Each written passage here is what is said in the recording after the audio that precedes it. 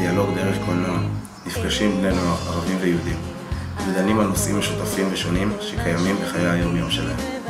בני הנוער נפגשים במשך השנה, וזאת הזדמנות שמאפשרת לדבר וליצור קשר בטבעיות, ואפילו למצוא נושאים משותפים. בפרויקט התלמידים מוצאים בקולנוע, במצלמה ובעריכה את השפה המשותפת שלהם. בפרויקט התלמידים לומדים וחווים חוויות מהצדדים השונים, ובכך מעשירים את הידע שלהם.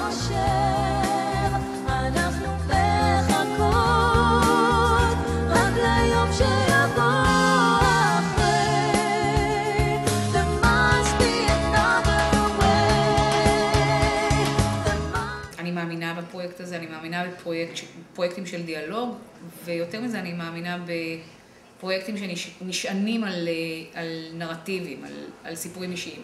אנחנו מנצרת, בית ספר תיכון גליל. הפרויקט הזה הוא פרויקט חשוב מאוד, כדי שכל אחד יבין את הסיפור האישי של האחר. למה השתתפתם בפרויקט הזה? ראינו שחשוב לנו למסור דעה. אני אמרתי לך, המקור, ההורים שלי גרו בחיפה ב-48 והם ברחו. אז אני גרה בחיפה עכשיו, מלמדת בבית ספר שזהב, ואני מרכזת חינוך חברתי. אני עובדת בפרויקטים של דו-קיום, זה יותר מ-25 שנים. זה איך היחסים, לפרוט את זה קצת לשאלות. מה מותר ומה אסור, מה צריך לבקש רשות מההורים, עד איזה גיל צריך לבקש רשות, על איזה דברים. ערבים, אצלנו. ערבי יותר המצאתם לזה? אנחנו התחלנו בזה. מה שהם מרגישים. انت بدك تحكي عن اديان تفضلوا אוכלים ביחד, מבלים ביחד. נضحك מנהגים שהם דתיים, להדליק חנוכיה על דוגמא דתי ולאכול סופגניה זה סתם מנהג, כאילו זה לא... מה שמתרחש בעזה? בעזה? כן. אתה מודע לזה? כן. ראיתם קליפ או משהו שמתאר איך הם הורסים בניינים? מה שאני אמרתי זה לא שזה לא קורה, זה קורה, אבל רואים את זה ולא רואים דברים אחרים. מראים לכם איך החיילים שלנו הורגים ערבים, אבל לא מראים את הערבים הורגים חיילים שלנו, או תוקפים חיילים שלנו. אבל מצד שני גם התקשורת שלנו מראה לנו איך אתם תוקפים אותנו, אבל לא מראים איך אנחנו תוקפים אתכם. מה אתם מרגישים? שאתם רואים משהו כזה? שילדים נהרגים. אצלנו ילדים לא נהרגים? אם אתה תראה ילד יהודי שמת, יהיה אכפת לך? והמחבלים המתאבדים, פיגועים באוטובוסים, ילדים לא נהרגים שם.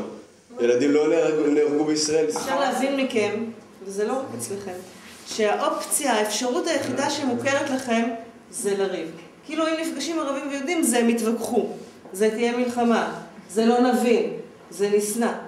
ואני חושבת שלפי מה שאתם אומרים, ואני יודעת בניסיוני שזה מה שהרבה פעמים קורה, ובגלל זה אנחנו עושים את המפגשים האלה, ומה שקורה לכם פה ביום וחצי, זה מה שקרה לכם, אני שומעת, זה פתאום לראות שבעצם יש אפשרות אחרת. יכול להיות שיש אפשרות אחרת, שערבים ויהודים נפגשים ומדברים.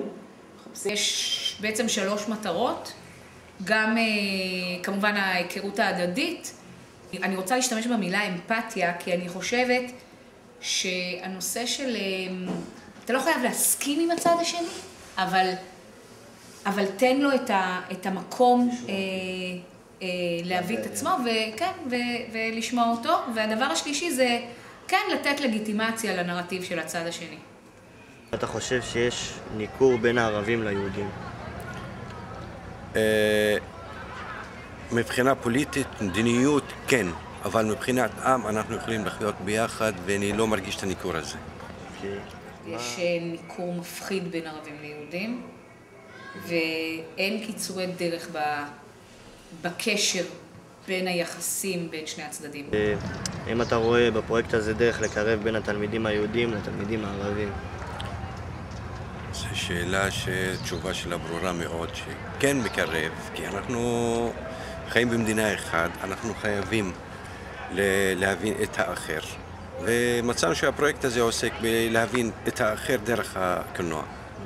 זה שאתם עוסקים בפרויקט הזה שנה, זה לא מספיק. אם אנחנו אמורים לא להמשיך עם זה שנה אחרי שנה, ואולי אתם תבחרו לעסוק בזה אחרי זה, מה לעשות אבל בעוד שנה אתם מתגייסים, אז סביר להניח שההיכרות שלכם עם הצד הערבי תהיה היכרות אחרת.